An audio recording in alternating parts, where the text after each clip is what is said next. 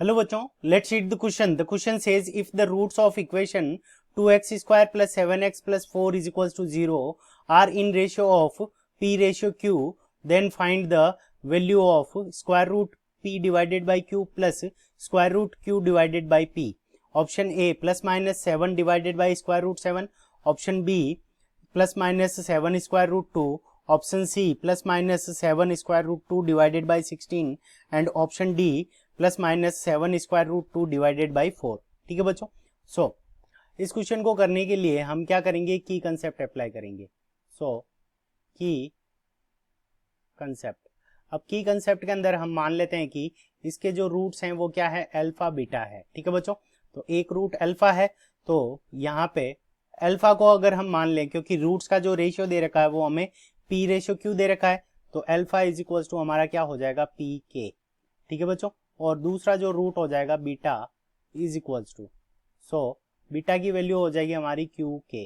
तो ये दोनों रूट्स हो गए. अब देखो जो सम ऑफ रूट्स होता है अल्फा प्लस बीटा. ठीक है बच्चों.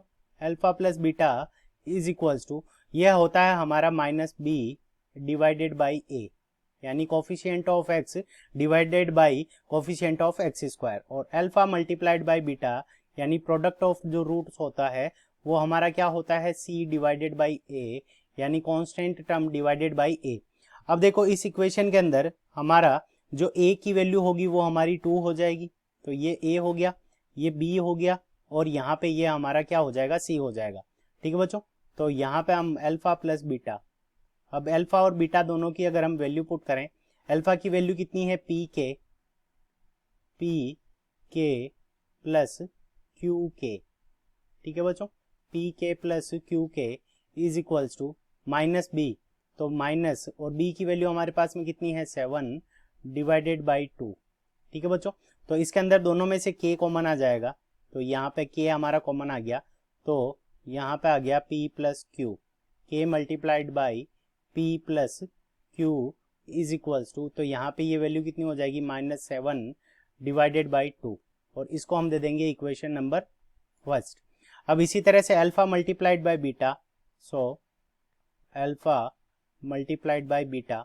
अब अल्फा की वैल्यू पी के और बीटा की वैल्यू क्यू के रखेंगे, तो यहाँ से हमारे पास में आ जाएगा k square p multiplied by q is equals to, तो ये इसकी वैल्यू हमारी कितनी होगी, c डिवाइडेड बाई ए. अब c की वैल्यू हमारे पास में कितनी है, 4, और a की वैल्यू कितनी है, 2, तो 4 डिवाइडेड बाई 2, तो इसकी वैल्यू हमारे पास में कितनी आ जाएगी, 2 आ जाएगी, और इसको हम क्या दे देंगे, इक्वेशन नंबर सेकंड. ठीक है बच्चों. अब देखो हमें वैल्यू इसकी फाइंड आउट करनी है, तो इसका अगर हम एलसीएम लें तो नीचे हमारा एलसीएम कितना आ जाएगा. सो अगर हम इसको वैल्यू को देखें यहाँ पर, तो नीचे हमारा एलसीएम आ जाएगा square root p multiplied by q. ठीक है बच्चों.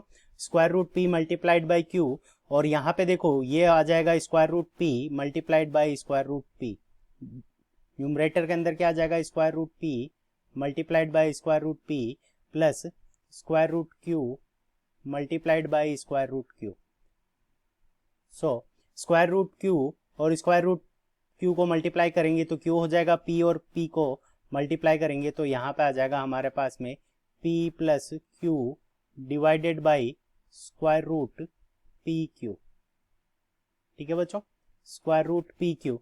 अब देखो हमारे पास में वैल्यू क्या है, p प्लस क्यू की जो वैल्यू है वो क्या है, तो यहाँ पे p प्लस क्यू की अगर हम वैल्यू रखें तो वो हो जाएगी, सो यहाँ पे p प्लस क्यू की वैल्यू कितनी हो जाएगी, माइनस 7 डिवाइडेड बाई 2 इंटू, यहाँ पे हमारे पास में क्या आ जाएगा, डिवाइड के अंदर k आ जाएगा, सो 7 डिवाइडेड बाई 2k, ये वैल्यू हो गई.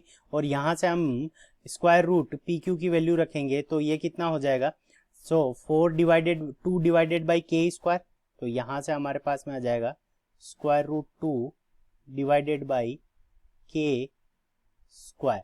ठीक है बच्चों. सो यहाँ पे हमारे पास में ये वैल्यू आ गई. अब इसको जब हम सोल्व करेंगे तो स्क्वायर रूट 2 डिवाइडेड बाई के स्क्वायर, तो के ऊपर चला जाएगा, सो यहाँ से हमारे पास में आ जाएगा माइनस 7 डिवाइडेड बाई 2, और नीचे हमारे पास में क्या बच जाएगा, स्क्वायर रूट 2. सो इसको सोल्व करने के लिए हम क्या करेंगे, ऊपर और नीचे स्क्वायर रूट 2 से मल्टीप्लाई कर देंगे, सो यहाँ पे हो जाएगा minus 7 divided by 2 square root 2, और यहाँ पे ऊपर और नीचे स्क्वायर रूट 2 और स्क्वायर रूट 2 दोनों से मल्टीप्लाई कर देंगे। सो यहाँ पे जो वैल्यू हो जाएगी वो हो जाएगी हमारे पास में 7 square root 2 divided by square root 2 और स्क्वायर रूट 2 को मल्टीप्लाई करेंगे तो 2 को 2 से मल्टीप्लाई कर देंगे तो 4। अब यहाँ पे आ गया माइनस का साइन। अब देखो ऑप्शन डी के अंदर हमें क्या दे रखा है, प्लस और माइनस दोनों का साइन दे रखा है। तो अगर दोनों का रूट अगर लेते हैं तो अगर यहाँ पे के की वैल्यू कुछ भी अगर दो अगर नंबर्स हैं तो उनका अगर नेगेटिव भी है कोई नंबर्स है, जैसे मान लो -5 एंड -3, अगर p की वैल्यू अगर -5 है और q की वैल्यू -3 है तो उस कंडीशन के अंदर भी जो रेशियो होगा p डिवाइडेड बाई q का रेशियो हमारा कितना होगा, -5 डिवाइडेड बाई -3। तो ये कितना हो जाएगा, p डिवाइडेड बाई q, इसका रेशियो हमारे पास में कितना आ जाएगा, 5 डिवाइडेड बाई 3। यानी ये वैल्यू माइनस के लिए भी क्या है, रेशियो सेम रहेगा 5 divided by 3।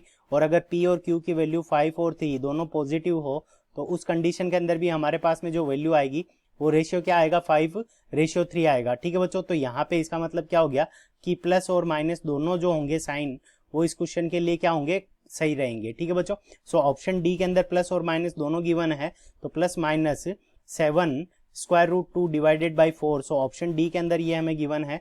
So option D is the correct answer of this question. I hope you understood it well. Best of luck. Thank you.